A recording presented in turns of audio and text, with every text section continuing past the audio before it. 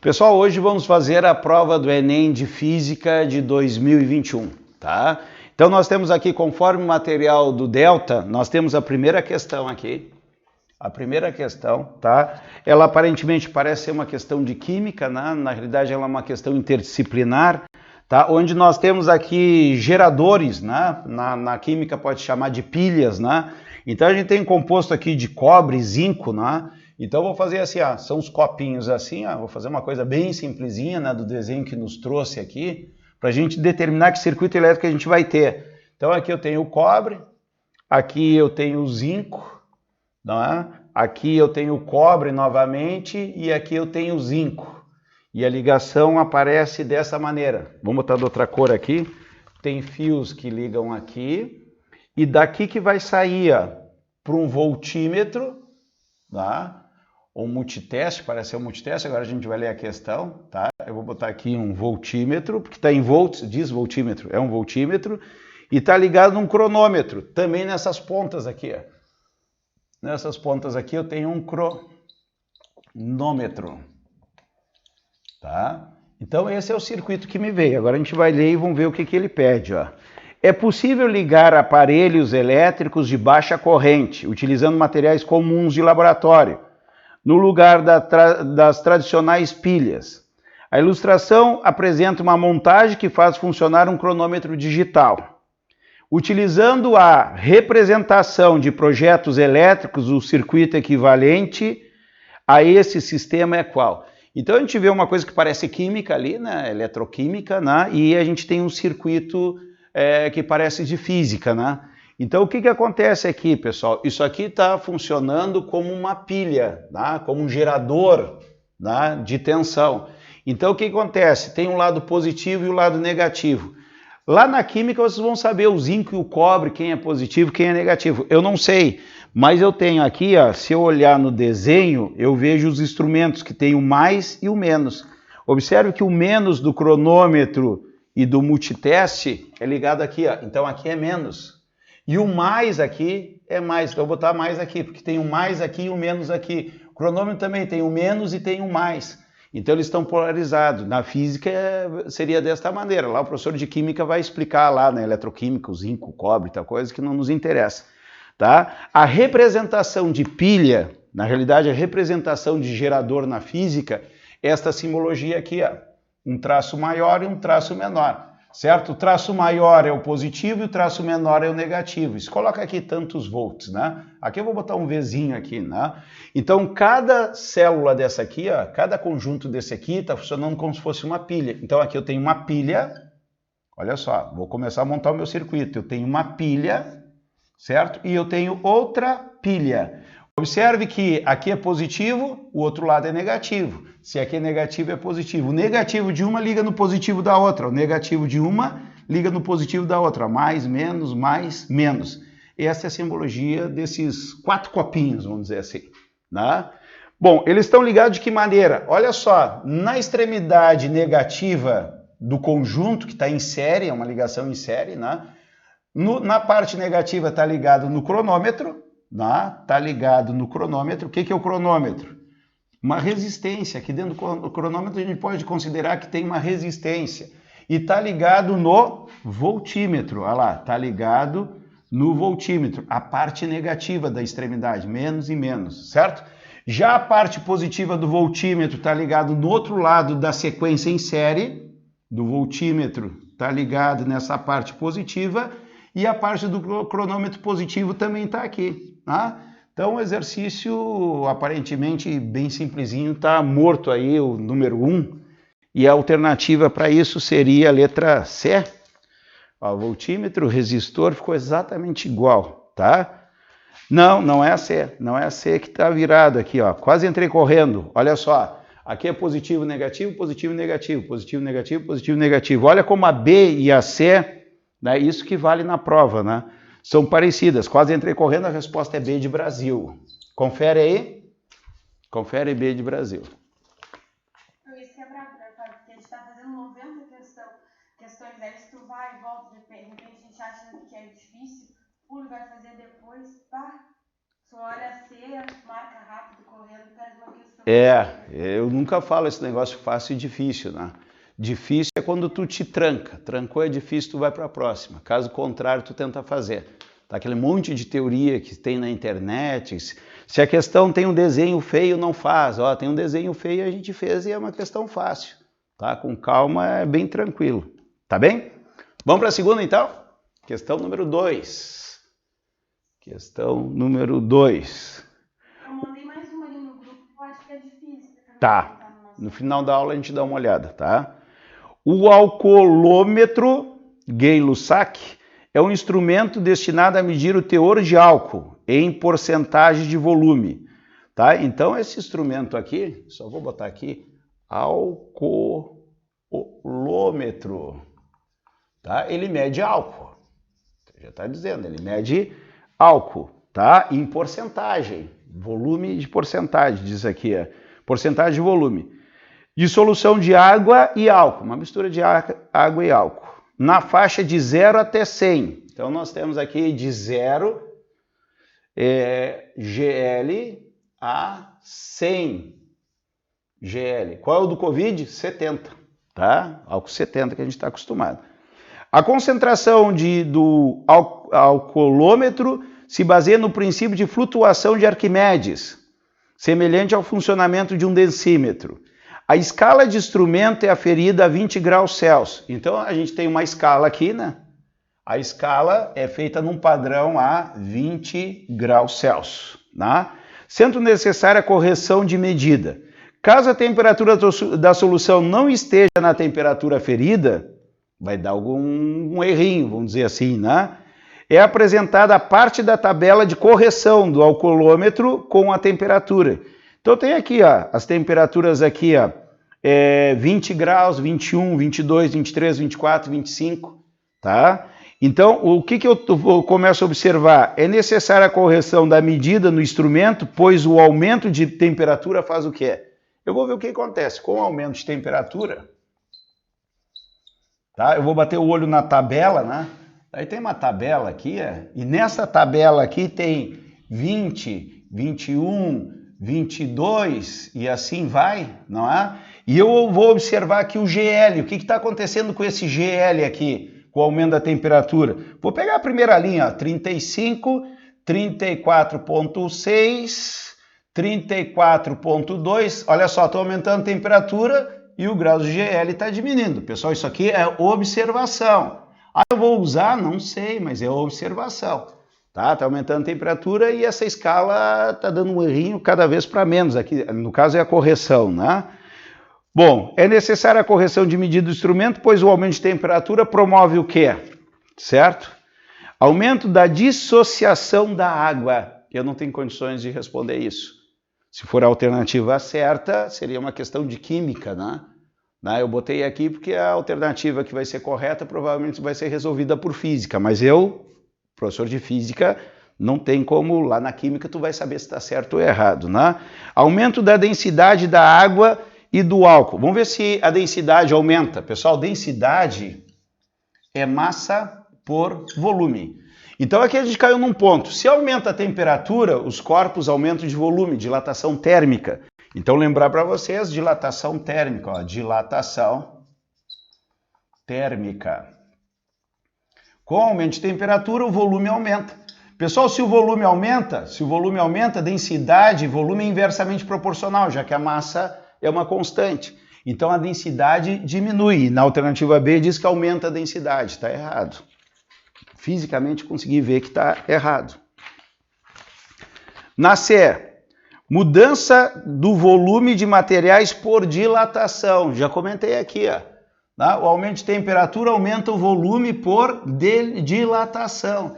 Então tá aqui a resposta. Aumenta o volume por dilatação. Resposta C de Canadá, tá? Bruna, vai conferindo aí o gabarito, tá? Que eu posso errar algum cálculo. Tá certo também? Sabe que eu errei, mas aqui vem uma questão que eu estou tentando me ligar para não errar mais, né? Uma dica que a própria questão traz é que esse aparelho ele é baseado no princípio de física. Então, a correção de medida do instrumento, ele não vai medir nada de química. Eu teria que realmente já eliminar dissociação da água, porque é princípio da química, concentração ali do álcool também. Boa, ele fala em Arquimedes ali, né? Boa, boa. E aí também propriedade química. Então eu realmente ficaria entre B e C, que falaria de densidade do volume, porque é isso que vai alterar a mudança de temperatura por um princípio de Arquimedes que eu poderia pensar. Sim, porque assim a resolução para mim é diferente para vocês, né? Quando eu pego uma questão dessa, eu pego assim, isso é química. Né? Eu ponho uma interrogação, não sei. Pode ser certo ou errado, não sei. Isso aqui é história, vamos supor. Não sei. Tá? Agora isso aqui é física, daí eu sei se está certo ou errado. Ou eu vou eliminar ou eu vou achar a resposta certa. Para mim é assim. Vocês, teoricamente, têm conhecimento do todo, né? Então poderiam fazer esse descarte. Mas tu percebeu bem que ele te dá um toquezinho que é uma questão de física. Então provavelmente a resposta certa está na física. Eu errei, mas agora pensando, né, para não errar mais, por isso que a prova não serve tão difícil, porque te deixa confuso. Tu tá lá fazendo química, por exemplo, a questão da minha prova antes era uma de química envolvendo pilhas e outros conceitos, então tu já vai para a questão com a química na cabeça. E aí tu vê que eu marquei que era primeiro. Não, errado. Sim. Então esse bate-papo aqui que é bem importante para a nossa resolução aqui. A gente está destreinado, início de ano, tal coisa, depois a gente vai ter mais velocidade, né? Mas duas questões, a princípio, tranquilas, né? Vamos para a terceira aqui, ó. Os pesticidas organoclorados foram amplamente empregados na agricultura. Contudo, em razão de sua elevada toxicidade e persistências do meio ambiente, eles foram banidos. Tá? Considere a aplicação de uma massa de 500 gramas, me deu uma massa aqui, massa inicial, vou chamar aqui 500 gramas, tá? De um pesticida em uma cultura em que, em certas condições, o período de meia-vida do pesticida no solo seja de 5 anos. Período meia-vida, 5 anos. Pessoal, o que é o período meia-vida? Tá? Isso aí lá na radioatividade, talvez tenha sido uma questão de química, né? Mas a gente vê a parte física moderna, né? Então o que acontece? A cada 5 anos a massa do pesticida cai a metade. Passa mais 5 anos a metade, passa mais 5 anos a metade. Então cada 5 anos, que é o período meia-vida, aquela massa vai caindo a metade, certo? A massa do pesticida no decorrer de 35 anos é aproximadamente em 35 anos. Pessoal, 35 anos, quantos meia-vida eu vou ter? Cada meia-vida é 5 anos, 2 meia-vida é 10, 3 meia-vida é 15, 35 vai ser 7, né? Então eu vou ter aqui, ó, 35 dividido por 5 vai dar 7. Eu vou ter que cair a metade 7 vezes. Então eu vou começar aqui com 500. Cai a metade, 250. Ó, aqui é um período meia-vida, são 7, né? Segundo período meia-vida, a metade, 125. Cai a metade, terceiro período meia-vida, vai dar 62,5. Né? Cai a metade aqui, ó, quarto período meia-vida, metade 62,5. Começa a complicar as contas, né? Aqui 60 dá 30 e aqui vai dar 1,25, 31,25. Até aqui tá indo, né? 1, 2, 3, 4, quinto período meia-vida, a metade disso. Pá, daí já ralou. Eu vou trocar a cor da caneta porque eu vou fazer aproximado, tá? Porque a gente não pode perder tempo na prova. Senão faz 31,25 dividido por 2, faz a continha.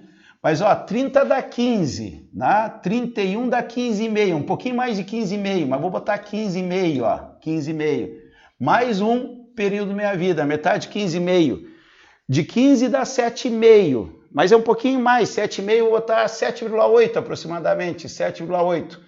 Mais um, a metade de 7,8 vai dar 7 dá 13,5, 13,5 mais 4, 13,9 aproximadamente, 3,9 gramas. Olha só, tem 3,9 gramas mesmo tendo feito o arredondamento, tá? Bom, eu não faço assim, mas quase todo o aluno acaba fazendo assim, um período meia-vida dividido na metade, a metade, a metade, a metade. Eu faço uma tabelinha assim, ó, presta atenção, daí eu faço um cálculo só, tá? Olha só, eu tenho a massa e o número de períodos meia-vida. Se eu não tenho nenhum período meia-vida, a massa é 1. Depois eu vou ter 1, 2, 3, 4, 5, 6, 7 períodos meia-vida. Ficou meio apertado aqui.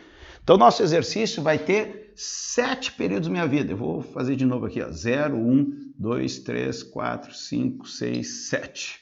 Aqui é 1. Daí tu vem só dividindo a metade em cada linha. 1 meio, 1 quarto para o 2, 1 oitavo, 1 16, 1 sobre 32, 1 sobre 64, 1 sobre 128, ó. 7 períodos da minha vida é 1 sobre 128.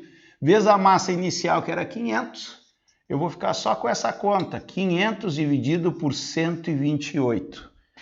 Como é que eu vou fazer isso aqui? Eu vou fazer a conta completa? Não. Olha só, 500 dividido por 128. Uma vez, duas, dá 200 e pouco.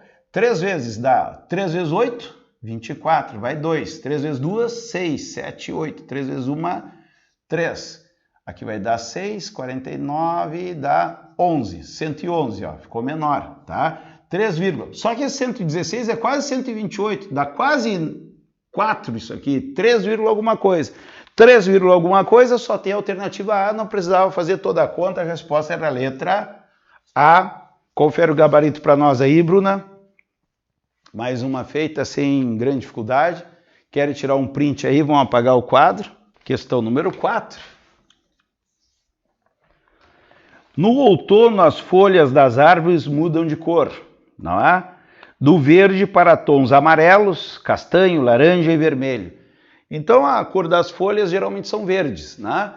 E quando chega o outono, elas ficam amareladas, cai da árvore. Isso aí a gente sabe desde criança, né? Vamos ver o que a pergunta diz aqui. A cor verde nas folhas deve ao pigmento da clorofila. Aparentemente parece uma questão de biologia, né? Daí diz assim, ó, nas plantas de folhas caducas, a produção de clorofila diminui e o tom de verde desvanece, permitindo assim que outros pigmentos como caroteno, de coloração amarelo alaranjado, e a antocianina, de tons avermelhados, passam a dominar a tonalidade das folhas. A coloração observada se dá em função da interação desses pigmentos com a radiação solar. Claro, a gente sabe que para a gente enxergar as cores, a gente precisa da luz branca, que tem todas as cores, e é a radiação solar. Então, quando eu vejo uma planta verde, é porque ela me refletiu o verde. Consequentemente, absorveu as outras cores, o vermelho, o azul, coisa e tal, tá? Conforme apresentado no espectro de absorção, ela tem um gráfico lá de absorção, não é? As moléculas de clorofila absorvem a radiação solar nas regiões do azul e do avermelhado. Assim, a luz refletida pelas folhas tem a falta desses dois tons, tá? É o que eu expliquei para vocês, ó, tá? Então, a clorofila absorve a radiação solar na região do azul e do vermelho. Ela absorve isso e reflete o verde, não interessa o verde. Por isso que a gente enxerga a cor verde, né? Tá? É o que está explicando. Já as antocianinas absorvem a luz desses azuis até o verde, e nesse caso a luz refletida pelas folhas que contêm antocianinas aparece conforme as cores complementares, ou seja, o vermelho alaranjado, tá? Então ele me dá aqui as cores complementares, tá? Na questão 4, tá? Que é um gráfico aqui, que é as 7 cores do arco-íris. Aqui não está bem as 7 cores do arco-íris, tá? A gente tem essa situação aqui, tá? Aqui é o violeta, aqui é o azul, aqui é o verde, aqui é o amarelo,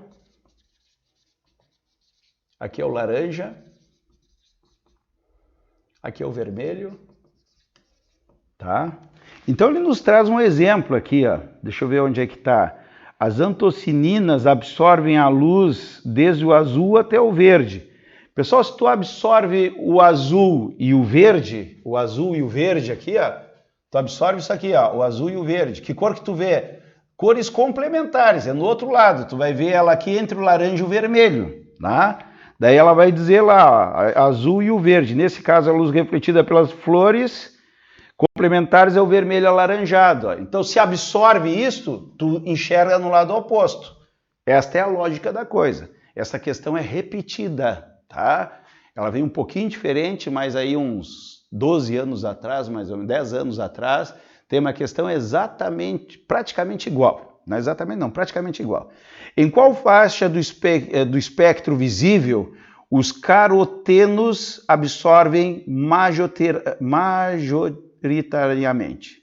Pessoal, caroteno, eu não sei o que é, tá? Como falei, biologia estou fora. Então vou escrever aqui, ó, carotenos.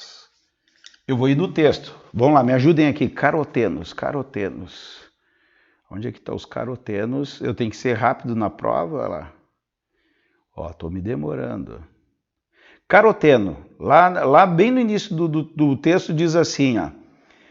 Nas plantas de folhas caducas, a produção de clorofila diminui, o tom de verde desvanece, permitindo assim que outros pigmentos, como caroteno, de coloração amarelo alaranjado. Então aqui o caroteno, ele é amarelo alaranjado. Tá? Isso aqui é o que eu enxergo. Eu enxergo amarelo laranjado. Cadê? Onde é que eu enxergo aqui? Deixa eu voltar aqui o gráfico aqui. Amarelo alaranjado. Eu enxergo isso aqui, ó. Tem gente que quer marcar isso aqui, mas qual é a pergunta, né? Em qual faixa do espectro visível o caroteno absorvem? Pessoal, a pergunta é: caroteno absorvem. Pessoal, isso aqui são cores complementares.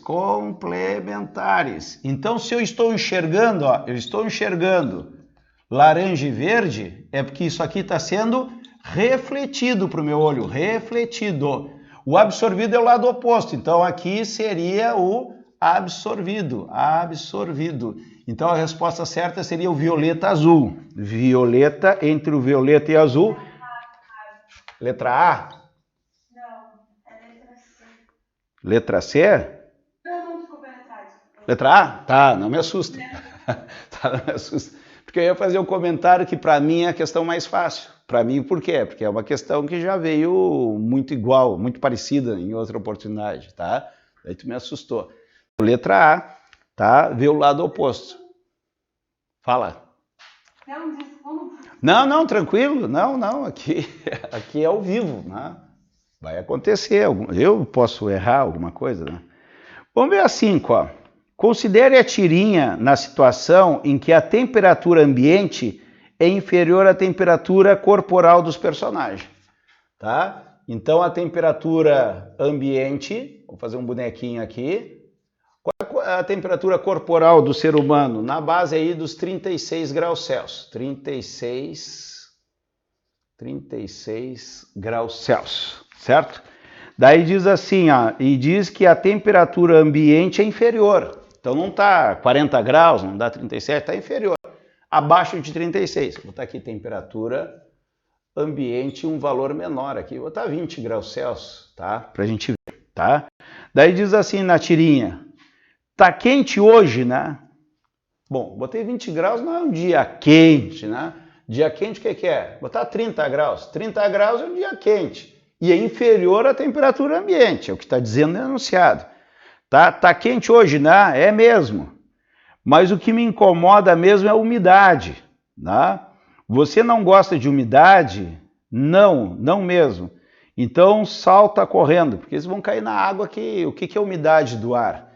A umidade do ar é a água do ar. Na realidade é o vapor de água. Então a tira mostra assim, tu não gosta de umidade? Umidade tem na água, né? Então, o que é a umidade do ar? Vou botar aqui, umidade do ar. Não é comum cair isso nas provas de física, né? Isso aqui é a concentração de vapor de água. Vapor de água.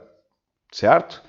Bom, e como tu mencionado pelo personagem da tirinha, deve-se ao fato de que em dias úmidos, a temperatura do vapor de água presente no ar é alta.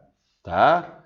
Bom, vamos ver as outras alternativas. O suor apresenta maior dificuldade para evaporar do corpo. Eu apostaria nessa aqui, tá? O que acontece? Por que nós suamos? Tá? Tem mais de um motivo, né? Se falar com o médico, ele vai te dar vários motivos. Mas fisicamente, o que acontece? Como a gente tem que manter a temperatura constante, né? Por exemplo, 36, né? Se a temperatura chegasse a 40 graus, né? Se eu fosse um réptil, eu ia estar a 40 graus. Então eu tenho que suar para manter a minha temperatura, certo? Por isso que acontece a questão do suar. Então, quando fica muito quente, o corpo começa a suar, porque não pode passar dos 36, tá? Então, o que vai acontecer? Esse suor, ele evapora. Nosso corpo, aqui é o corpo, né? Nosso corpo tem água. E esta água vai evaporar, certo? Bom, a água está saindo do corpo aqui, fazer umas coisinhas que ela está saindo. Qual que é mais fácil de sair? Num dia que está a umidade do ar baixa, o ar está seco, que vai sair aquela água e vai ter facilidade. Ou um dia que está úmido, já tem água, tá? Já tem água, então a pressão ali fica muito alta, né? Já tem água do ambiente. Vou botar de outra cor aqui, ó. Já tem muita água do ambiente, então essa questão de suar fica lenta e daí a sensação de calor aumenta. Então a sensação térmica em lugares úmidos é pior. Quando está quente, a gente sente mais quente, né? Então é bem complicado, né? Então o que acontece? Tem dificuldade. Por isso que a B diz assim, ó, alternativa B, o suor apresenta a maior dificuldade de evaporar do corpo quando a umidade relativa do ar está alta. Tá? A taxa de absorção da radiação pelo corpo torna-se maior, não tem a ver com a umidade. O ar torna-se mau condutor, não, o ar ele já é mau condutor, ele é isolante, né? E dificulta o processo de liberação de calor, né? A gente vai ter calor da onde? Calor está mais baixo lá, calor do corpo para o ambiente. O vapor de água presente no ar condensa entrar em contato com a pele. Pessoal, o que é a condensação? A condensação é quando o vapor vira líquido, né? Então aqui o aluno poderia se confundir. Pensa assim, o vapor está no ar e o suor é líquido. Será que não é uma condensação? Não é, né? A condensação, quando tu tem aquele copo quente no verão, né? Te largaram um copo quente e te largam uma cerveja bem gelada. Daí sai aquela água por fora, molha o copo. O que aconteceu? Tu largou um líquido gelado num ambiente mais quente. Então, essa diferença de temperatura que vai fazer a condensação. O vapor vem quente e vai pegar aquele copo mais frio. Vai ter a condensação. No inverno, a gente sai fumacinha da boca. O que acontece quando sai fumacinha da boca? Sai ar a 36 dentro de mim, eu estou a 36 internamente, põe termômetro, 36 graus. E pega 5 graus, então aquela fumacinha, aquilo ali é água. Se eu fizer isso dentro do carro, eu vou ficar com o vidro molhado. Isso é condensação, tá? Quando sai o quente e pega o frio, né? Saiu o quente e pegou o frio, não, o corpo não está frio, o corpo está mais quente, está com a temperatura maior. Então, se fosse ao contrário, seria possível uma condensação, mas no caso aí não é. É a questão do suor mesmo. Então, resposta B. Uma questão teórica, meio fora da curva, que a gente não fala muito sobre umidade do ar, tá? Confere a B aí, Bruna. Tá? Tá. Agora tô até com medo de conferir. Na gravação eu vou deixar o nosso material embaixo aqui, na descrição do vídeo aqui, para quem está vendo o vídeo aí poder acompanhar a nossa ordem, que não tem a ver com a ordem das provas tradicionais. Poderia ter colocado em ordem... Sim. Eu entrei ela na prova e eu continuo tendo um pouco de dificuldade. Talvez o texto me dificulte, assim. Eu não sei as gurias que acharam quando fizeram a prova. Aí eu fui vendo Biologia Total, quanto por cento tinham acertado essa questão. E foi 60% só. Tá, então olha só. O que acontece? Tu na tua prova, tu sublinha o carotenos. Falei até errado, porque não me interessa o que isso é. Tá? Carotenos. Daí tu tens que procurar rapidamente no texto, porque o tempo é curto na prova, né? Eu passei os olhos aqui, só fui procurando a palavra. Quando eu achei a palavra, eu li aquele parágrafo, né? Para mim poder entender, né? Daí diz que os carotenos no texto, não é? Se vê laranja e amarelo, laranja amarelado. O que tu vê é o que ele está refletindo. Só que o gráfico não te dá a parte refletida, te dá a parte absorvida. Por quê? Porque as cores complementares. Tá? Então, se eu estou enxergando laranja e amarelo, ele está refletindo isso aqui. E ele absorveu a parte oposta, o violeta e o azul. né? Porque ele perde a parte absorvida, né? Então é muito fácil tu botar laranja amarelado. Muita gente deve ter colocado, deixa eu ver aqui, amarelo e laranja, letra D de Dinamarca. Isso aí deve ser o erro mais comum. Tá bem, ô Bruna? Tá? A 5 eu já achei mais difícil, mas a 4 porque eu já estou mais familiarizado, porque ela já apareceu, né? Vamos para a questão 6. Questão número 6. Grande. O que mata a gente é esses textos longos, né? Olha o tamanho das resoluções e olha o tamanho dos textos, né? Então, o grande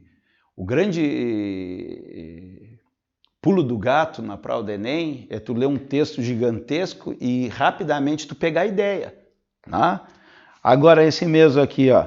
No seu estudo sobre queda de corpos, Aristóteles afirmava que se abandonasse corpos leves e pesados de uma mesma altura, o mais pesado chegaria mais rápido ao solo, tá? Isso era uma ideia errada, até Galileu lá dizer que cai no mesmo tempo. Só que quando a gente estuda isso na física, dois corpos caem de alturas iguais em tempos iguais, no vácuo. No vácuo. Né? Em sala de aula a gente pega lá uma folha de caderno e larga, né?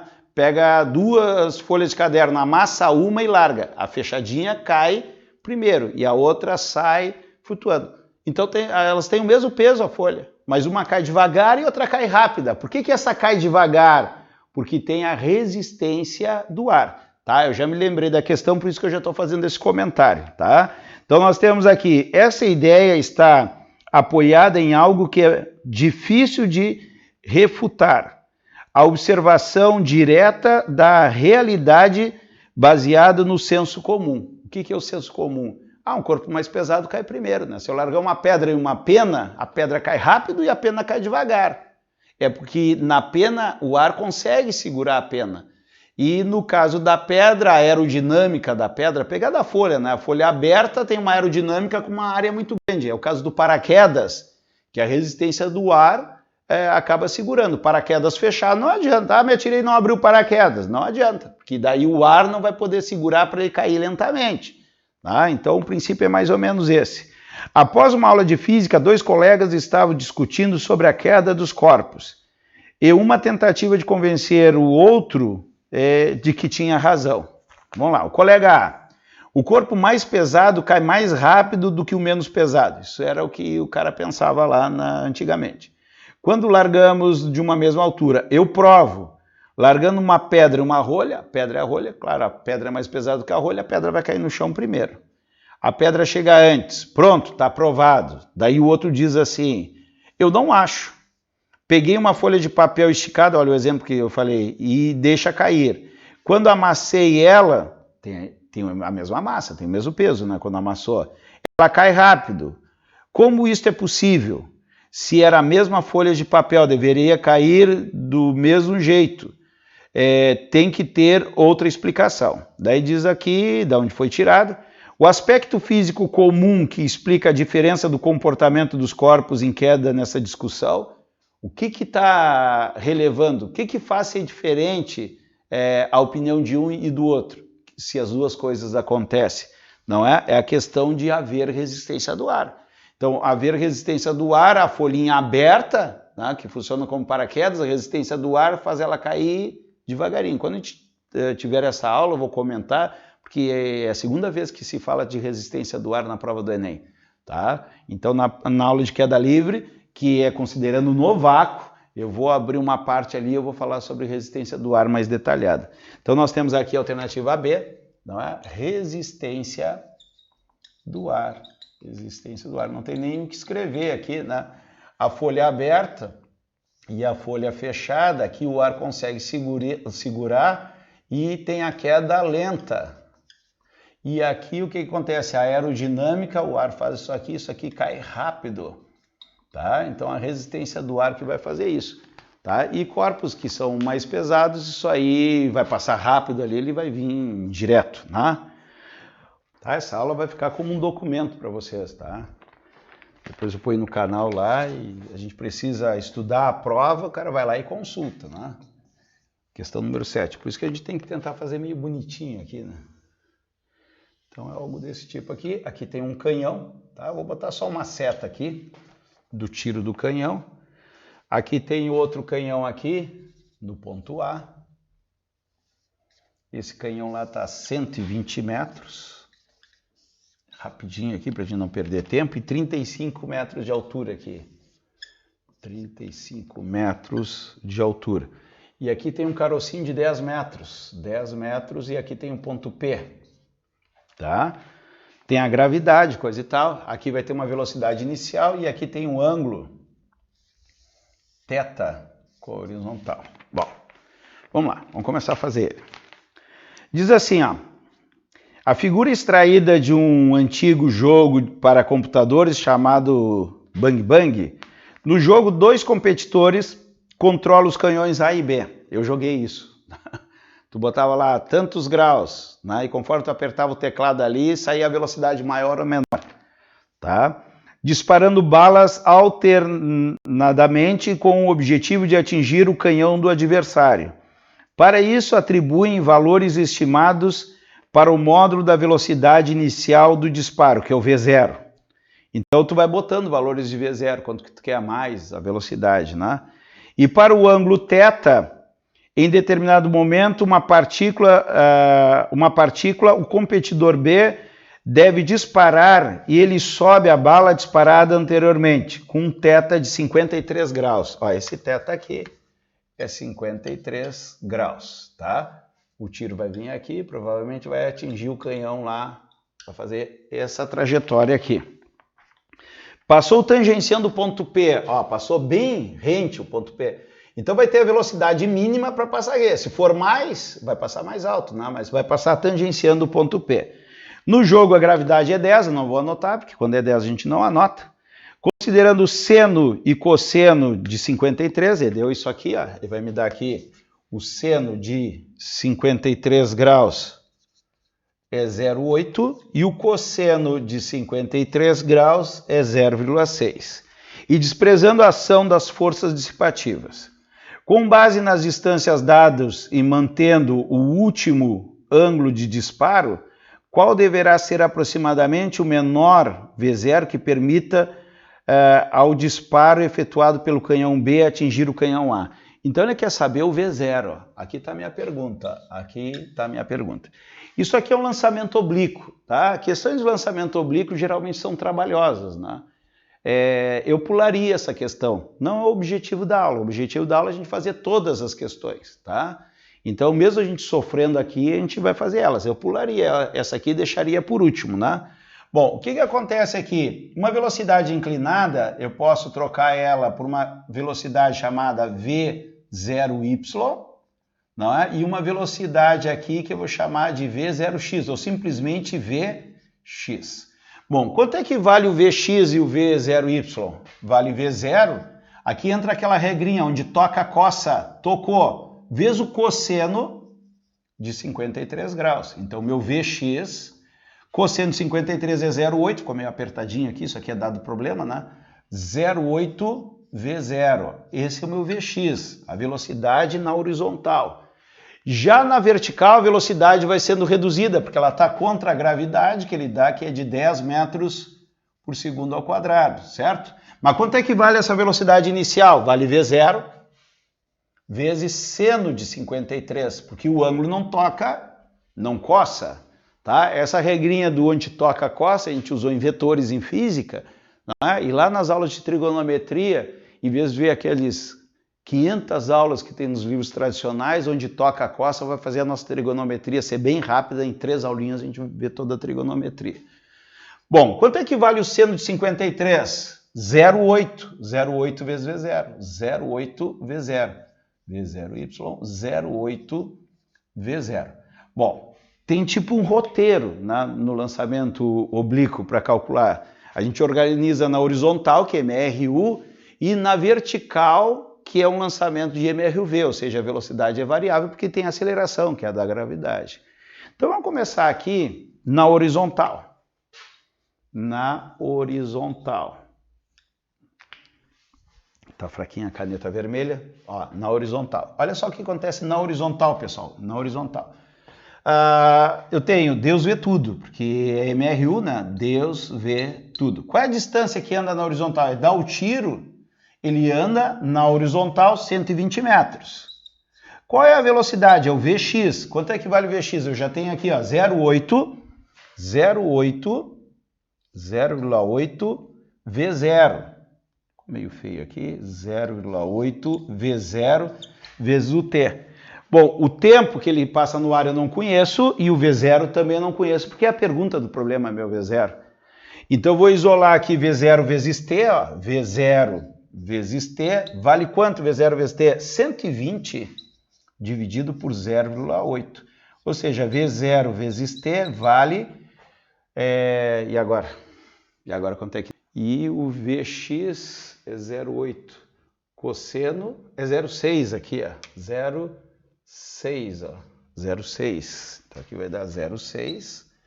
0,6 e agora dá os 200, ó. Senão ia dar uma conta muito quebrada aqui. V0t igual a 200. Olha só. Aqui é 0,6, aqui é 0,8. Eu botei os mesmos valores aqui corrigindo. Bom, isso aqui na horizontal. Agora eu vou para a vertical. Pessoal, para a vertical. Eu tenho altura aqui. Eu posso chamar isso de ΔH. ΔH. Vamos botar aqui na vertical, ó. Vertical. ΔH é igual a V0t.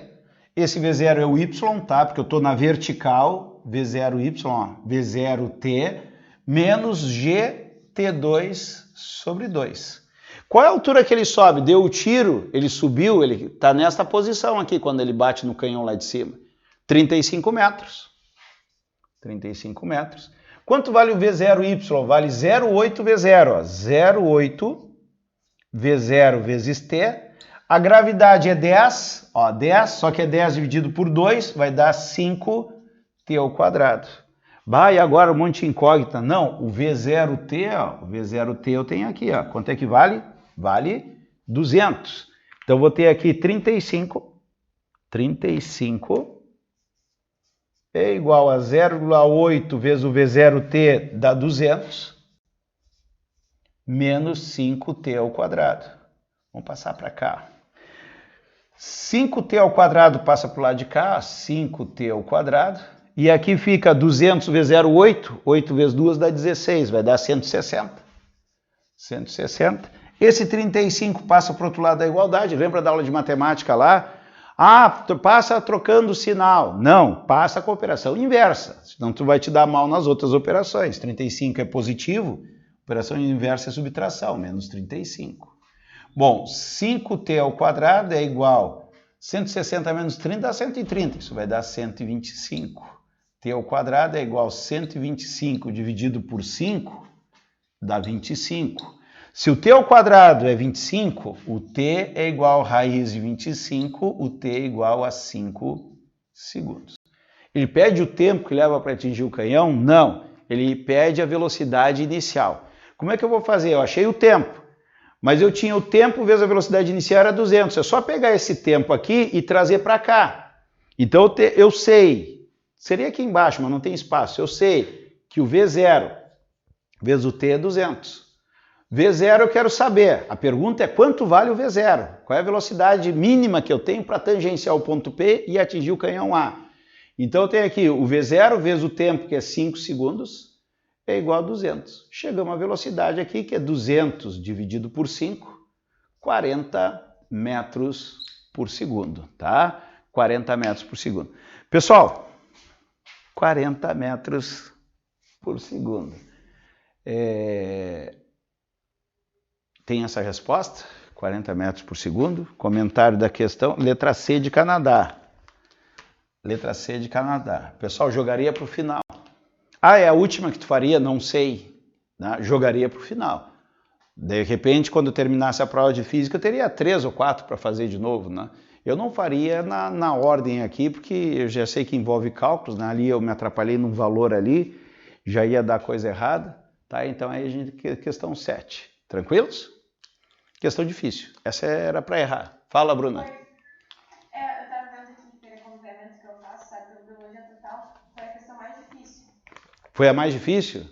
Tá, menos mal. Foi a mais difícil. Eu não confio muito nesse coisa mais difícil. Sempre tem 2, 3 mais difíceis, né? Mas vamos ver. Vamos ver se vai aparecer mais ou essa aí. Vamos para a questão 8. Vamos lá, vamos ver se dá 2 nesse quadro aqui.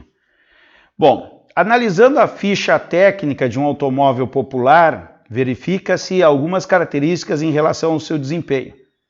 Tá? Tem uma tabela aqui embaixo. Considerando o mesmo automóvel em 2 versões, uma delas funcionando a álcool e outra a gasolina. Tá? Então, meu exercício, eu vou comparar, tá, uma tabela aqui, a gasolina com álcool. Tá? O meu carro é flex, esse carro eu tenho há 11, 12 anos e nunca botei álcool, pelo preço do álcool. Mas eu tive carro flex antes, né? Eu andava na cidade a gasolina, quando ia viajar botava álcool. Já vou explicar para vocês por quê, tá? Então, olha só, funcionava álcool. Uma delas funciona álcool e outra a gasolina. Tem dados apresentados no quadro em relação ao desempenho de cada motor. Aqui são 2 automóveis. No meu caso, que é o carro flex, eu poderia botar só gasolina, só álcool ou a mistura, tá? Considerando desprezível a resistência do ar, qual versão apresenta a maior potência? Pessoal, eu quero que tenha a maior potência. Qual é a fórmula da potência? Energia por tempo, certo? Energia por tempo. Daí ele fala em aceleração, fala em velocidade máxima dos automóveis. Observe que a velocidade máxima é praticamente a mesma coisa, tá? Mas para o carro sair de 0 até 100, que é a aceleração, a gasolina, ó, de 0 até 100, de 0 até 100 km por hora, ele faz isso em 13,4 segundos. Já o motor a álcool de 0 km a 100 km por hora, ele faz em 12,9 segundos. Ou seja, o a álcool ele é mais rápido para chegar até 100 km por hora. Toca o pé no fundo, no a gasolina e álcool. O álcool atinge essa velocidade mais rápida. Por isso que eu usava álcool para viajar. Tá? O carro anda muito mais rápido. Só que a queima do álcool é mais rápida, né? Então o que acontece? Tem um cálculo que não se fala mais, mas na época se falava era 70%. Então, por exemplo, se eu coloquei, enchi o tanque, né, a gasolina, não é? A álcool, enchi o tanque a álcool, com 70% do tanque em gasolina eu andaria a mesma coisa. Então se via o preço pelo 70%. Hoje o preço do álcool é quase igual ao da gasolina, né? O preço do álcool é 90% do preço da gasolina, vou chutar, então não vale a pena o álcool. O álcool só vai valer a pena, e muitos dos carros que vocês têm é flex, e a gente nem sabe. O preço do álcool, do etanol, teria que baixar de 70%. Então vamos supor que a gasolina tivesse R$7, para fazer um arredondamento. 7 vezes 7, 49. Então abaixo de 4,90 valeria a pena eu botar álcool no meu carro. Isso em termos financeiros. Em termos práticos, eu sei na prática que com álcool o meu carro fica mais rápido. Eu ganho, até no documento do carro flex, vem assim, tanto CVs a gasolina e tanto CVs a álcool. O do álcool é maior. Tá? Então, pela prática eu sei, mas o aluno não precisa saber essa prática. Ele foi dado os dados para mim calcular. Eu já sei que o álcool rende mais, que tem a potência maior. Tá? Qual é a energia que está sendo desenvolvida aqui? Está ganhando velocidade, energia cinética, né? Pessoal, a energia cinética é mv² sobre 2. A massa do carro muda? Não, é o mesmo automóvel, só que um é motor a álcool, outro é gasolina. É o mesmo automóvel, eles vão atingir a mesma velocidade. E o 2 é uma constante. Então isso aqui é constante, é igual para os dois. Então quem é que vai ter a maior potência? Potência e tempo são grandezas inversamente proporcional. Então quem atingir de 0 a 100 em menos tempo é o carro mais potente.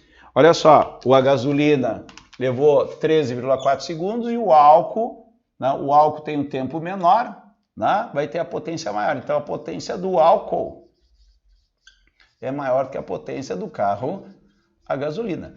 Eu não faria cálculo nenhum, né? Claro, eu dou uma olhada, né? Daqui a pouco o cara põe uns dados diferentes lá, mas se eu tivesse que chutar, já botaria que a potência do carro a álcool é maior. Então vamos ver aqui. Com a versão a gasolina consegue maior aceleração. Né? Para ter maior aceleração é ΔV sobre ΔT. ΔV é o mesmo. Para ter maior aceleração deveria ser em menos tempo. Não, o álcool tem a maior aceleração, tá fora. Com a versão a gasolina, atinge maior valor de energia cinética. Não, a energia cinética é a mesma, porque a massa e a velocidade dos dois que vão atingir é a mesma. Com aversão a álcool, apresenta a maior taxa de variação de energia cinética. Não, a taxa de variação de energia cinética é a mesma, né? Sai do zero e vai até mv² sobre 2. Né? Em ambas as versões apresenta a mesma variação de velocidade. Com aversão à gasolina, fica com maior trabalho... Opa, não achei a resposta certa. Vamos de novo. Ele quer saber qual que tem a maior potência. Com aversão à gasolina, maior energia cinética. Não. Com aversão a álcool, apresenta a maior taxa de variação de energia cinética.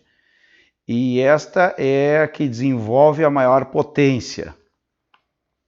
Espera aí. É o... Maior potência, gasolina não. Em ambas as versões apresenta a mesma variação de velocidade no cálculo de aceleração. Potência desenvolvida é a mesma? Não. Com a versão fica com o motor trabalhando por mais tempo, desenvolve a maior potência. Pessoal, a resposta é C, tá? Eu queria desenvolver por aqui, ó, letra C, a maior potência é do álcool. Confere aí para nós, Bruna, tá? Não foi tão facilzinho interpretar. Tá, letra C, me assustei aqui, mas deu para safar. Tire um print aí e vamos para a questão número 9. Tá? Então, realmente, essa questão é mais difícil até o momento, né? Vamos para a questão número 9. Tá? Então, nós temos aqui a questão número 9. Diz o seguinte. No cordel, intitulado Senhor dos Anéis, de autoria de Gonçalo Ferreira da Silva, lê-se a cestilha. A distância em relação ao nosso planeta amado, pouco menos que a do Sol, ele está distanciado e menos denso que a água, quando no normal estado. Daí só veio isso aí, né? Um versinho, coisa e tal. Distâncias médias do planeta ao Sol e suas densidades médias. Pessoal, na tabela tem duas coisas, distância até o Sol e densidade relativa. O que é densidade relativa? É a densidade de um fluido em relação à água, se ele for líquido ou for sólido. Né? E daí o que acontece? Pergunta assim, ó, considerando o verso da cestilha e as informações da tabela, a qual planeta o cordel se faz referência? Tá? Eu posso analisar em relação à distância ao Sol, né? Porque fala que o planeta é pouco menos do que o Sol, né? A distância em relação ao nosso planeta amado, né? Eu achei muito enrolado isso aqui, mas na densidade ele é menos denso que a água, eu poderia eliminar. Basta o aluno saber que a densidade da água é 1, que é a referência, né? É a substância padrão. Então o que vai acontecer? Densidade menor do que 1 eu vou procurar, poderia ter mais de uma, e eu tenho que analisar a distância em relação ao texto, mas não é necessário. No momento que eu olho a tabela, né? Saturno, olha só, Saturno na tabela, Saturno, a densidade relativa. Pessoal, densidade relativa não tem unidade, tá? Porque ela é em relação à da água. Então diz que a densidade relativa é 0,7, né? Então a densidade é menor que a densidade da água, certo? A densidade da água é 1 grama por centímetro cúbico, né? Então é o único planeta, então só pode ser a resposta Saturno D de Dinamarca. Tá? Essa talvez seja a mais fácil da prova. Ou às vezes Quer? Essa 90% de acerto deve ter aí, ô Bruno. Mas eu não sei. Não, às vezes não interpretou, é fácil e a gente erra. Daí sim, daí o TRI vai lá embaixo, né? Tá? Bom, aqui na 10 a gente tem um desenho de ilha de calor. Ilha de calor você aprende lá na geografia, lá, né? As cidades, as grandes cidades, né? Tudo asfaltada. Né? Ah, Fábio, tu não gosta do asfalto? Adoro. Né? Adoro asfalto. Queria que tudo fosse asfaltado, mas tem as consequências, né? Tá? Aqui tem o sol. Não pode o cara dizer assim, as ilhas de calor, isso e aquilo e tal coisa, e ficar reclamando que não está asfaltada a rua dele, né? Eu gosto do asfalto, mas a gente tem consequências para isso, tá? Então vamos lá, vamos ver aqui, na cidade de São Paulo, as ilhas de calor são responsáveis pela alteração na direção do fluxo da brisa marítima, que deveria atingir a região dos mananciais. Mas ao cruzar a ilha de calor, a brisa agora encontra um fluxo de ar vertical. Olha só, a brisa marítima vem aqui, ó, a brisa vem aqui, e olha só o que acontece aqui, ela acaba subindo na ilha de calor. Já vão saber por quê. Tá? Então acontece isso aqui com a brisa. Tá? Que transfere para ela a energia térmica absorvida das superfícies quentes das cidades, deslocando-se para altas altitudes. Dessa maneira, há condensação de chuvas fortes no centro da cidade, em vez da região de mananciais. A imagem apresenta 3 subsistemas que trocam energia nesse fenômeno. Nos processos fortes chuvas no centro da cidade de São Paulo, há 2 mecanismos dominantes na transferência de calor entre o Sol e a ilha de calor. Então ele quer saber entre o Sol e a ilha de calor. Pessoal, qual é o tipo que eu tenho aqui? Ó? Vamos botar assim, ó. Qual é o tipo que eu tenho aqui entre o Sol e a ilha de calor? Como é que é o calor? O calor se propaga de 3 maneiras: condução, convecção e radiação. Condução tem que ter um condutor. Existe um ferro lá do Sol até as cidades? Não, né? Convecção é a troca de massas, né? A quente sobe e a fria desce, tá? O ar quente sobe e o frio desce. Não é o caso. E tem a irradiação. A irradiação é uma onda eletromagnética, então ela se propaga no vácuo. Não esqueça que esse Sol não está como no desenho, esse Sol está muito distante, então esse calor vem pelo vácuo. Então aqui acontece uma irradiação. Irradiação, tá? Por quê? Porque do Sol até a ilha de calor passa pelo vácuo, tá? A gente está no nosso planeta e o Sol está lá, muito distante, vem, certo? Então, a primeira resposta, a pergunta é o seguinte, ó, onde é que está aqui?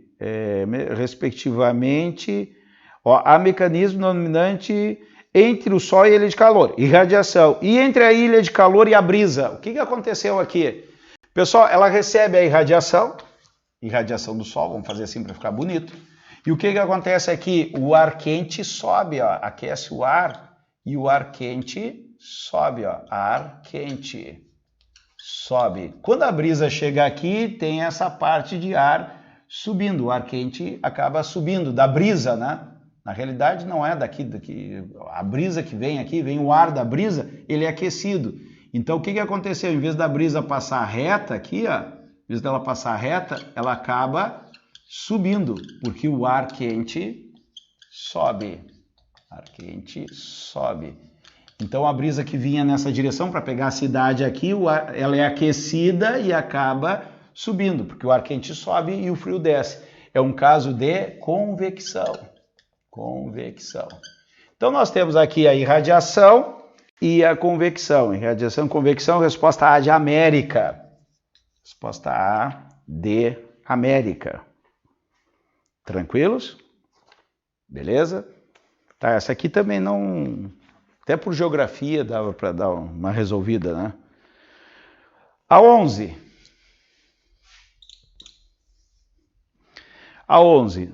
Na montagem de uma cozinha para um restaurante, a escolha do material correto para as panelas é importante, pois a panela que conduz mais calor é capaz de cozinhar os alimentos rapidamente, e com isso há uma economia de gás. Então assim, ó, quanto mais condutora a panela, melhor. Tá? Por exemplo, uma panela de ferro conduz bastante calor, a comida é feita rápida. Imagina se tivesse uma panela de... claro, se fizer de madeira vai prender fogo na madeira se botar, mas se botar num sistema que aquecesse, o calor ia custar entrar para dentro do alimento e ia levar muito mais tempo.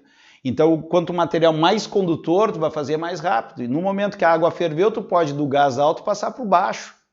Não precisa ficar com... os fogões têm gás alto e gás baixo. Tu põe gás alto para a água ferver o mais rápido possível. Agora, esse mês passado, eu comprei um fogão de indução. Aquilo é uma maravilha, né?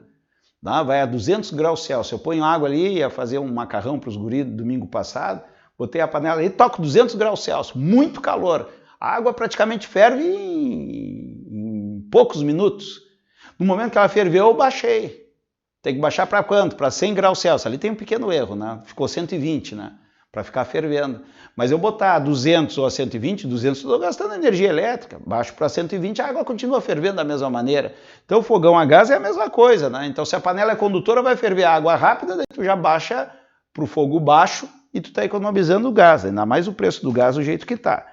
Bom, a taxa de condução do calor depende da condutividade do material, da área e da diferença de temperatura e da espessura do material, sendo dada pela relação, ó, isso aqui, fluxo de calor é quantidade de calor por tempo, é a primeira parte da fórmula, tá? Eu não vou botar assim, mas o fluxo de calor também é, que ele falou, ó, K, A, delta T dividido por D. Onde o D é a espessura, eu uso E na fórmula quando a gente vê em aula, tá? Em panela com dois materiais, a taxa de condução é dada, isso aqui para um material único, botar assim, um material. Se tem dois materiais, a formulazinha vai ser Ka,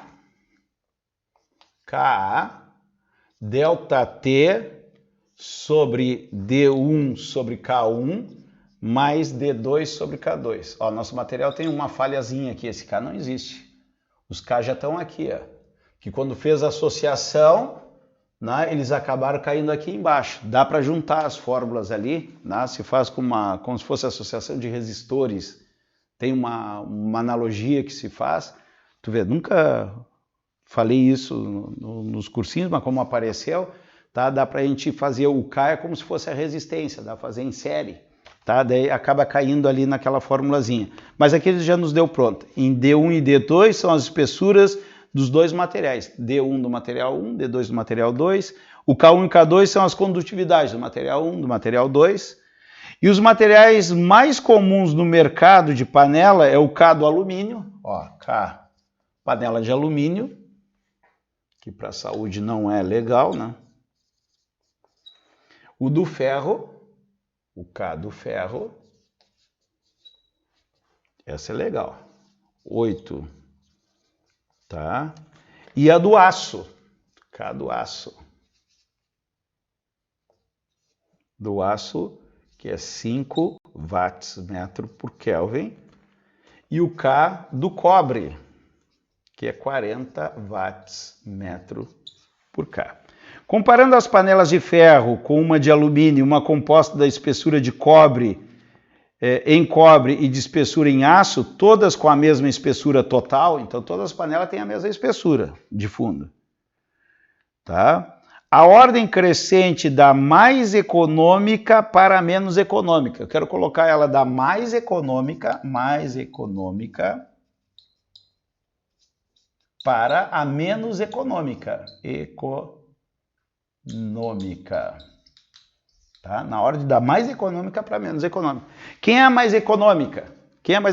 É a que tem o K maior. Né? Qual é que... O K não, o fluxo, né? O fluxo de calor maior, que passa mais calor. Né?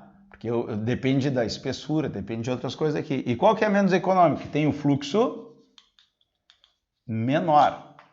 Então eu vou ter que calcular o fluxo das panelas. Ele manda comparar o quê? As panelas, comparando as panelas de ferro. Então vamos fazer o fluxo do ferro. Do ferro. Uma de alumínio, o fluxo de alumínio. E depois a outra uma composta de cobre e aço. Cobre e aço. Tá? Vou ter que fazer o cálculo aí para fazer a comparação. Tá? Aqui tiver o fluxo de calor maior, que entra mais calor na panela, é a mais econômica. Tá? Bom, a do ferro, vamos lá. O K do ferro, quanto é o K do ferro? 8.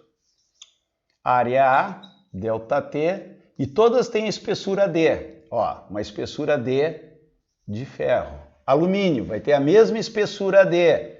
Cobre mais aço, pessoal, a mesma espessura D, só que a metade de cobre, cuidado aqui, e a metade de aço. Tá? A espessura total é a mesma das panelas. O alumínio. Qual que nós temos de alumínio aqui? É um material só. O K do alumínio, 20 A, ΔTD. E agora tem que fazer a do cobre com aço. Aí é 2 materiais, essa formulazinha que ele me deu, tá? O A, ΔT, é igual, e aqui que vem a coisa. Qual é a espessura do cobre? Vamos fazer o cobre primeiro. Qual é a espessura do cobre? É meio D. Meio D. Dividido pelo K do cobre. Eu não posso me perder aqui, sobre 40. Mais, qual é a espessura do aço? É a outra metade da espessura. Ó. É meio aço e meio cobre. E qual é o K do aço? É 5. Cuidado a matemática aqui, ó. A ΔT. Tá? O que acontece? Isso aqui vai ficar D sobre 80 mais D sobre 10. Isso aqui é divisão com 2 frações. É a primeira vezes o inverso da segunda. Tá? Não vou explicar matemática aqui, que é aula de física. Né? Então tem a primeira aqui e 40 sobre 1 inverte. Tá? Às vezes o aluno chega assim, pô, tem dificuldade em física. E o problema dele é lá na matemática. Tem que corrigir a matemática. Né? Por isso que a gente tem a mesma linguagem nesse combo. Física e matemática a gente tem a mesma linguagem. Porque a gente pula lá na física e volta para a matemática. E da matemática para a física, né? Agora, muitas vezes lá tem a matemática tradicional lá, daí tu não liga aquela matemática na física. Aqui a gente vai fazer rápido, porque lá na matemática é que a gente vai discutir como a gente faz isso rápido. Então aqui o fluxo do cobre com aço vai ser o quê? Fazer MMC disso aqui.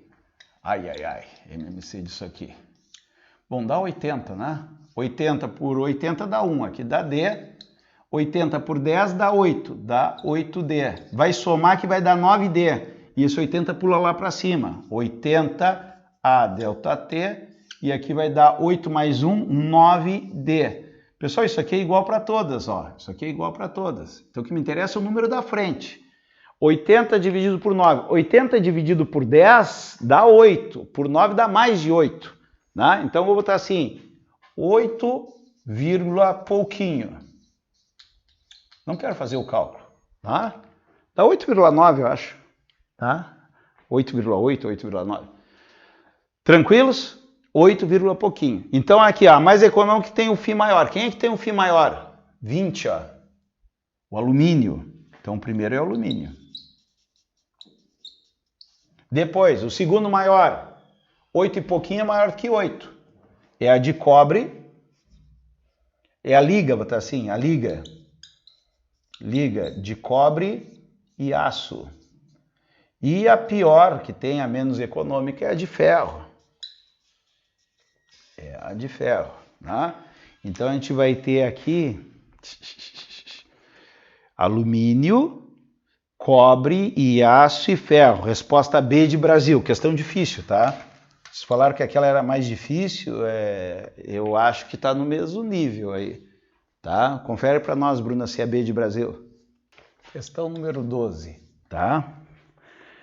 Cientistas da Universidade tal, na Austrália, demonstraram em 2012 que a lei de Ohm é válida mesmo para fios finíssimos, cuja área de seção reta compreende alguns poucos átomos.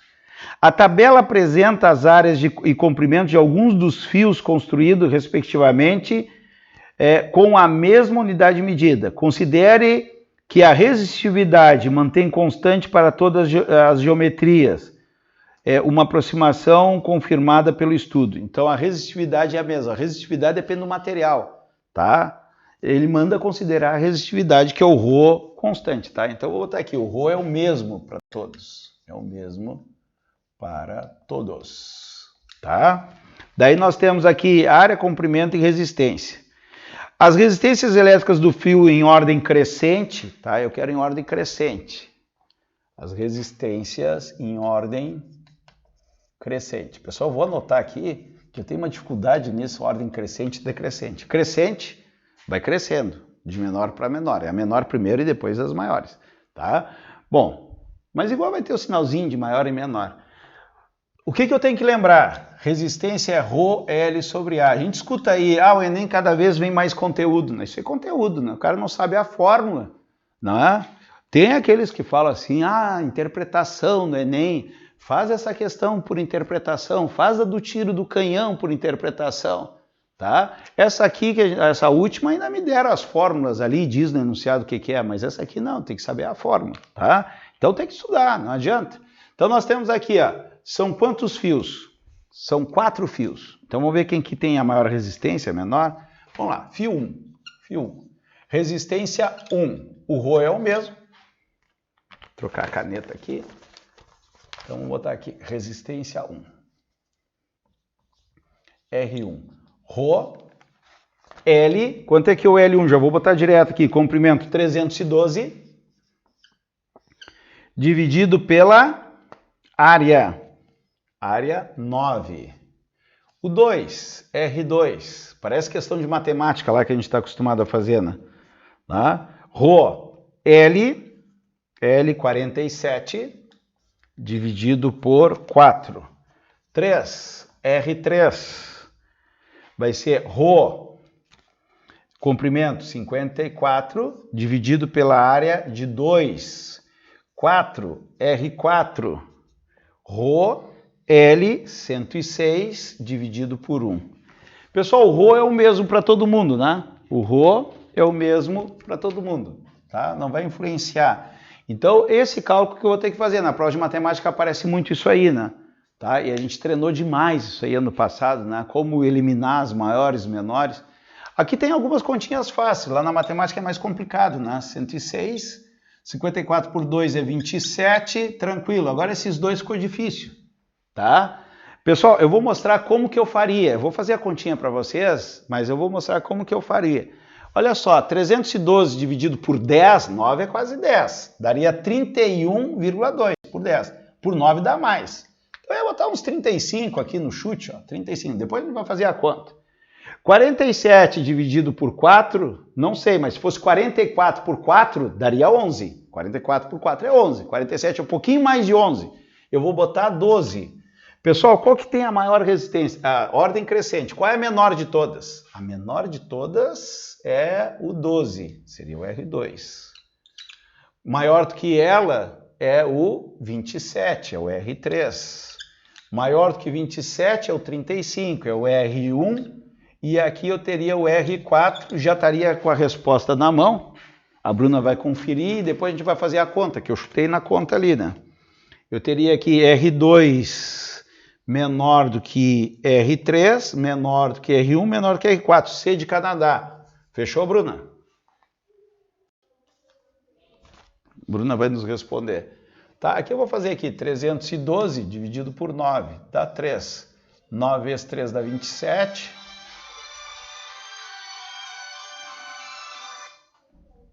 Nove vezes 3, 27, telefone tocando. 27 dá 3, dá 4, 42. 42 vai dar 4, dá 18, dá 36, 5 dá 45, não dá, dá 4. Olha lá, 4 vezes 9 vai dar 34, eu botei 35. Ó. Dá 18, dá 36, dá 6, baixo 0, 60. Tá? Então vai dar 34 por alguma coisa. Estava certo aqui o meu arredondamento. E 47 dividido por 4, olha quanto tempo eu economizei. Dá 1, dá 4, dá 0, baixo 7. Dá uma vez ainda, ó. 1 vezes 4 dá 4, sobra 3, 30, vírgula. Tá? 5 vezes 4 dá 20, dá mais, dá 8, dá 16, 32, 8 passa, dá 7, ó, 11,7, 12. Só perder tempo, fazer a continha, né? Então a gente arredondou ali e chegou na resposta tranquilo, tá? Então a número 12. A 13, eu vou apagar o quadro. Eu só tiro e print que a 13 para mim é mais difícil, tá? Me perdoe aí os caras que fizeram aí a avaliação, que eu acho que a 7 do canhão era mais difícil da nossa. Para mim essa é a mais difícil, a questão número 13. E eu adoro circuitos elétricos, tá? E é mais difícil para mim explicar para vocês. Tirem um print aí que eu vou apagar o quadro, porque essa o troço vai pegar. Olha só, a questão 13 aqui, ó. Se prepare, pessoal. Se prepare para essa questão aqui, ó. Um garoto precisa montar um circuito que acende 3 lâmpadas de cores diferentes. Então ele tem aqui uma fonte, uma pilha, uma bateria, né? E ele quer ligar essas lâmpadas aqui. A verde, vou chamar de VD. A vermelha, vou chamar de VM. E a azul, AZ. tá? Eu tenho que ligar as 3 lâmpadas, ó, acendo as 3 lâmpadas de cores diferentes, uma de cada vez. Me deu até um frio na barriga, que não é muito comum, né? Porque eu estou preocupado como explicar isso para vocês. Ele dispõe de 3 lâmpadas de fios, uma bateria e 2 interruptores, como ilustrado, junto com seu símbolo de 3 pontos. Quando o interruptor AB e BC e vice-versa. Daí tem o interruptor, pessoal. Olha só, o interruptor é o seguinte, mostra aqui uma alavanquinha, mas o que interessa do interruptor é o seguinte, ó. O B está no centro, o A aqui e o C aqui. Pessoal, é uma gangorra. Ou fecha BC ou fecha B. Então, olha aqui, ó. Quando que o interruptor fecha? Fecha. O interruptor fecha se for AB, botar assim um segmento, ou BC. Nunca fecha C, tá?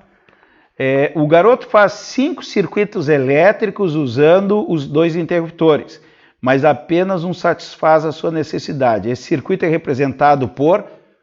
Vamos fazer o seguinte, eu vou fazer a primeira, vou fazer a segunda. Se a resposta estiver muito longe, vocês olham o gabarito e falam assim, a resposta é E. Eu vou lá e faço a resposta correta para mostrar para vocês, senão a gente vai ficar muito tempo nessa questão. Tá? Vamos ver se a A seria a correta. Olha só, o A aqui. Tá? Vamos botar aqui o verde, o vermelho e o azul. Pessoal, tem que ligar as 3 lâmpadas, mas presta atenção. Ó, um garoto precisa montar o circuito que acenda 3 lâmpadas de cores diferentes. Uma de cada vez. Então aí que está o segredo. Eu não posso mexer no interruptor e ligar vermelho e azul. Quando isso acontecer, está fora. Então eu tenho que ligar só a verde, só a vermelha e só a azul. Então eu vou procurar nas alternativas essas possibilidades. Como é que eu faço para ligar só a verde? Ah, deu certo. Verde, ok. Só a vermelha, ok. Só a azul sozinha, ok. Daí é a questão correta. Tá? Então a gente vai passar pela primeira aqui. Eu acho que eu nem vou fazer, eu vou fazer a primeira e a resposta certa. Tá? Senão a gente vai ficar muito tempo aqui. Ó. Então a primeira traz isso aqui. Ó. Aqui ó, o A, o B. Porque o raciocínio é o mesmo. Ó. Aqui liga aqui liga aqui, é isso? Se tiver algum erro no meu desenho, vocês me falem. E aqui é a fonte. Bom, A, B, C. A, B, C.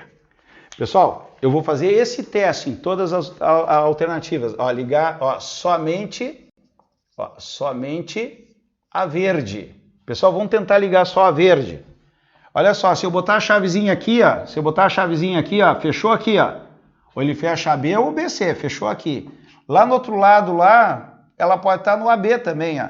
Observe que o circuito está só nesta parte aqui, ó. Ó, corrente circulando aqui é aberto e por aqui está aberto. Ó. A vermelha e a azul não ligariam por aqui. Ó. Então aqui só a verde, ok. Tá? Agora eu vou tentar ligar só a vermelha. Olha só, vou tentar ligar só a vermelha. Se ligar mais de uma, cai fora. Eu tenho que desligar a verde, isso aqui não pode estar aqui. Então a chave vai ter que estar aqui, ó. Certamente vai ter que estar aqui. Se eu botar em cima, liga a verde. Então a chave tem que estar aqui. Bom, se a chave está aqui, ó, a chave está aqui e eu botei essa chave na posição de cima, observe que está ligando a vermelha e a azul, ó. A vermelha está ligada na fonte por aqui e por aqui por baixo. E a azul está ligada na fonte por cima e por aqui por baixo. Não serve. Mas se eu botar essa chave para baixo, vai lá, ligou só a vermelha, eu consigo ligar só a vermelha. Desliguei a verde e liguei só a vermelha, com as 2 chaves para baixo aqui, vermelha, ok. Agora eu vou tentar ligar só a azul. Pessoal, aqui embaixo aqui não tem como, ó. Eu vou ter que passar ela para cima. No momento que eu largo ela para cima, tá ligando a vermelha e a azul. Se eu passar isso para cá, desliga as 2. Então eu não consigo ligar só a azul. Não consigo ligar só a azul nesse circuito aqui. Tá? Então esse circuito liga só a verde, é uma possibilidade, só a vermelha, mas quando chega na azul eu não consigo. Resposta errada. Querem fazer mais uma ou vamos para a resposta certa? Que tempo a gente tem? Eu acho que vamos para a resposta certa. O procedimento é esse, eu vou fazer na resposta certa. Bruna, vê qual é o gabarito aí. É letra D. Letra D de Dinamarca? Vamos na resposta certa, então. Pessoal, fizemos uma errada para ver como é que tem que fazer o teste uma a uma. Agora vamos para D. Então essa está errada, tá? Vamos para a alternativa D. Eu acho essa mais difícil. Se fosse a alternativa A, não era tão difícil. A gente ia fazer baixou, deu. Ou a B, né? Mas ir até a D testando, eu acho uma baita sacanagem, né? Olha só. Vou botar aqui a verde, a vermelha. Segundo o gabarito, essa é a resposta certa, né? Eu estou lá testando, sofrendo. Já fiz a A, já fiz a B, já fiz a C, não tive sucesso de nada até agora. Olha só, aqui a B. A C tem uma coisa horrível aqui. B.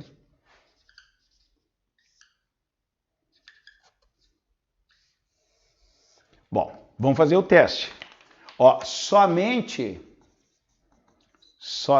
a verde ligando, somente a vermelha ligando e somente a azul ligando. Vamos tentar. Ó, o interruptor ou liga AB ou liga BC, tá? Eu posso fazer qualquer combinação.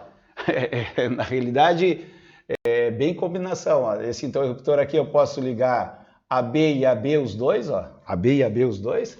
Eu posso ligar AB nesse lado e BC nesse. Eu posso ter o BC com BC e eu posso ter o BC com AC. Ó, eu tenho 4 possibilidades aqui de ligação, 4 combinações de ligações. Poderia ser uma questão de matemática também. Bom, vamos lá. Para ligar a verde, coloquei esse interruptor aqui e vou chutar um aqui. Aqui, tá só a verde ligada. Olha só, a corrente está circulando só na verde. Tanto a vermelha como a azul, ó, a azul está com o circuito aberto aqui e a vermelha está com o circuito aberto aqui, só circula a corrente em circuito fechado. Então só a verde, ok. A Bruna nos falou que essa é a resposta certa. Vamos tentar ligar só a vermelha. Está ligada a verde. Agora eu vou passar para outra posição. Eu liguei a vermelha. Está ligada a verde, liguei a vermelha. Ok. Tá? Ok. Agora eu tenho que ligar só azul. Se eu passar essa chave para baixo aqui, ó, olha só, pegou o circuito, pegou o azul. Ok também. Então consegui ligar a verde, a vermelha e a azul de maneira independente. Então resposta letra D de Dinamarca. Pessoal, a questão número 14 da prova da Enem de 2001, 14 pelo nosso material, que vai estar na descrição do vídeo aí, um PDF para quem está vendo o vídeo poder acompanhar a nossa ordem. Tem assim, ó, o sino dos ventos é composto por várias barras metálicas de mesmo material e espessura. Geralmente se usa nas portas, né? Bate o vento, ele bate o sininho, porque eles são vários. Olha só, tem uma parte aqui, eles são vários tubinhos, né? Vários tubinhos, tá? Então vamos desenhar alguns tubinhos aqui, ó. E ele chama aqui um menorzinho de 1 e um maiorzinho de 2, tá? Então nós temos aqui, ó, várias barras metálicas de mesmo material de espessura, mas comprimentos diferentes conforme a figura. Considere F1 e V1, respectivamente, como a frequência fundamental e a velocidade de propagação emitida pela barra de menor comprimento. Então, uma de menor comprimento vai ter um V1 e um F1. Tá? Ele fala aqui som fundamental, pessoal, som fundamental. O som fundamental é o primeiro harmônico. Tá? É o primeiro harmônico, tá? De propagação, som emitido por barras de menor comprimento, e F2, V2, essas grandezas para o som emitido pela barra maior. A barra maior é V2 e F2. As relações entre as frequências fundamentais e entre as velocidades de propagação são, respectivamente... Pessoal, ele quer saber a frequência e a velocidade. Eu vou começar pela velocidade. Pessoal, quando bate, sai som do 1 e do 2. Sai som do 1 e do 2, certo? Bom, o que acontece com o som? O som depende do meio. Velocidade do som no ar, 340 metros por segundo. Então, essa barrinha aqui, qual é a velocidade V1? Som no ar, 340 metros por segundo. Da 2, 340 metros por segundo. Pessoal, coloque na cabeça de vocês, a velocidade de uma onda depende só do meio. Quando eu falo que a velocidade do som é 340 metros por segundo, é o som da minha voz, é o som de um vidro quebrando, é o som de alguém tocando violão. Todo esse som no ar, porque é o mesmo meio, tem 340 metros por segundo. Se eu falar debaixo d'água, é 1.500 metros por segundo, daí eu troquei de meio. Então aqui, ó, o som sai pelo ar, V1 e V2 são iguais. Aí tu já elimina um monte de coisa. Agora o problema é a frequência, tá? Eu não sei se esse tubo é aberto ou fechado, tá? Porque a gente estuda os tubos sonoros abertos e fechados. Como ele fala que é o som fundamental, se o tubo é aberto, olha só, se o tubo é aberto, não vai influenciar em nada, por isso que ele não falou, tá? Se o tubo é aberto, a onda é assim, ó.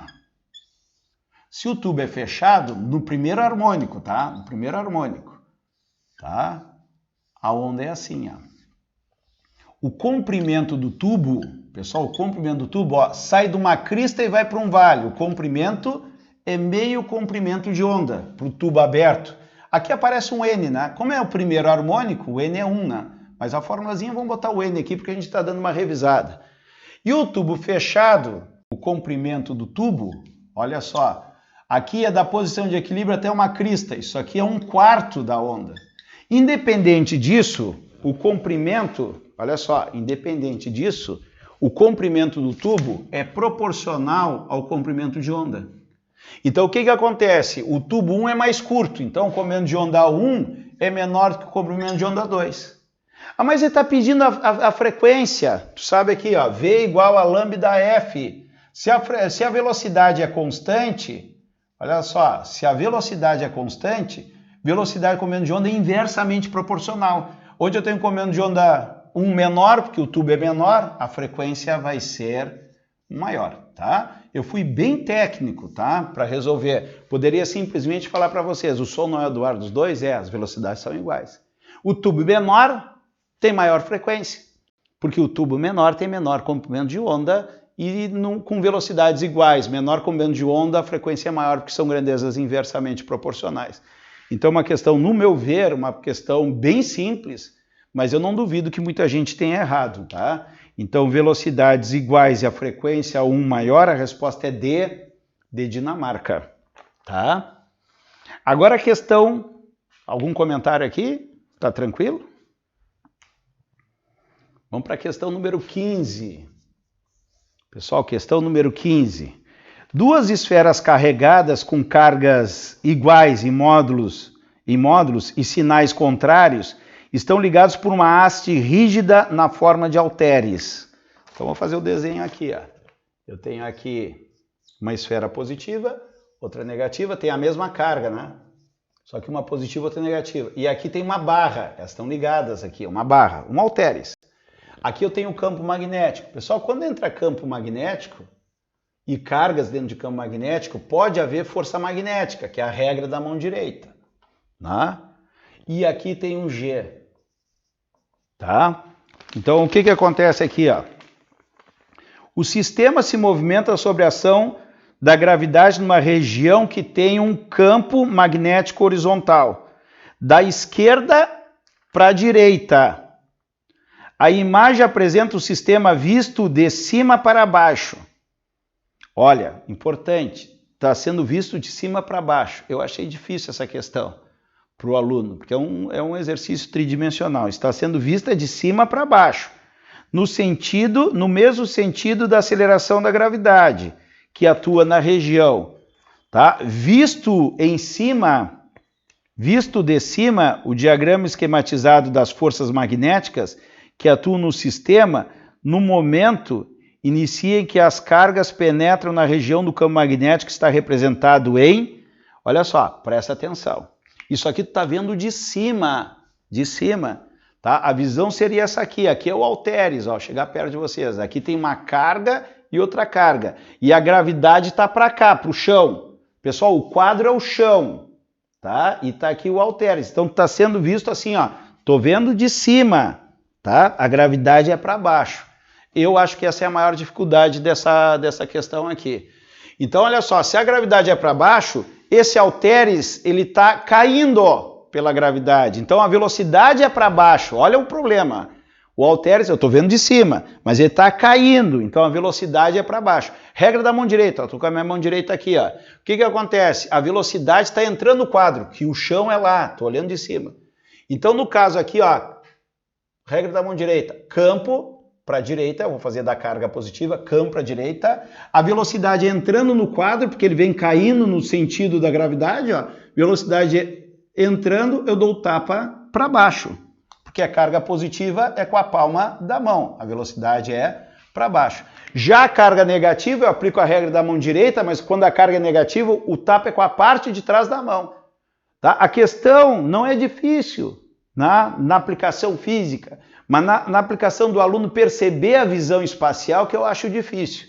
Olha lá, campo para lá, a velocidade é para dentro, porque no sentido da gravidade está caindo a barra, e o tapa é para cima, com a parte de trás da mão, porque é carga negativa. Então o que acontece? Vai ter a velocidade para cima. E daí a gente vai ver nas nossas alternativas aqui, né? Isto vai me dar, na 15, alternativa letra A de América. Letra A de América, certa. 15 questões, tá? Durante a aula aqui apareceu a 16ª questão que a gente vai fazer agora, tá? Eu vou colocar no material, então quando aparecer no vídeo aí já vai estar corrigido. Então nós vamos ter o seguinte aqui, ó. Tá? A 16ª questão, tá? A gente tem um eletrocardiograma no desenho, tá? E diz assim, ó. O eletrocardiograma é um exame cardíaco que mede a intensidade de sinais elétricos advindos do coração. A imagem apresenta o resultado típico obtido em um paciente saudável, tá? E a intensidade do sinal VEC em função do tempo. Daí tem o VEC aqui, ó, no eixo Y, VEC, e aqui tem o tempo, ó. Pessoal, o tempo é em segundos, tá? E ele ainda marca para mim que cada quadrinho é 0,2 segundos, ó. Cada quadrinho é 0,2 segundos. Pessoal, o que acontece? Ele me pergunta o seguinte, de acordo com o eletrocardiograma apresentado, qual foi o número de batimentos cardíacos por minuto desse paciente? Tá? Ele quer saber o número de batimentos cardíacos. Vou botar assim, batimentos cardíacos. Só que os batimentos cardíacos é usual ser por minuto. Por minuto. Observe que meu eixo está por segundo. O que eu vou fazer aqui? Está até marcado. Ó. Isso aqui é um ciclo. Ó. Cada vez que dá esse pulso aqui, ele repete, é o ciclo inteiro. Então aqui eu vou achar o período. Se cada quadrinho é 0,2 segundos, eu vou perceber aqui que aqui dentro tem 1, 2, 3, 4, 5 quadrinhos. 5 vezes 0,2, 5 vezes 0,2, o período é de 1 segundo. Ah, mas espera aí, o período é de 1 segundo. Como é que eu acho os batimentos cardíacos? Pessoal, os batimentos cardíacos é chamado frequência cardíaca. Se eu tenho período e é uma onda, é um movimento periódico, eu tenho período e frequência. A gente sabe que a frequência é o inverso do período. Daí, se o período é 1 segundo, vai dar 1 sobre 1, isso aqui vai dar 1 Hz. Daí o aluno, no primeiro momento, né, não sei se tem essa alternativa 1, né, vai olhar lá, se tiver 1 ele vai marcar, mas isso aí é Hertz. Hertz significa por segundo, e que é os batimentos por minuto. Então isso significa que o coração dele está batendo 1 Hz. Significa que ele bate um batimento em 1 segundo. Mas o problema pede em 1 minuto. Pessoal, 1 minuto são 60 segundos. Então eu vou fazer uma regra de 3 para ver quantas vezes o coração bate em 1 minuto. Lógico, né? Se em 1 segundo ele bate uma vez, não precisaria fazer regra de 3, porque dá para fazer de cabeça. Uma vez em 1 segundo, e 1 minuto são 60 segundos. 60 vezes mais, vai ter aqui 60 batimentos por minuto. Né? 60 batimentos por minuto. Isso aqui vai me dar a alternativa de letra B de Brasil. Tá? Assim a gente fecha a prova de 2021 aí, que é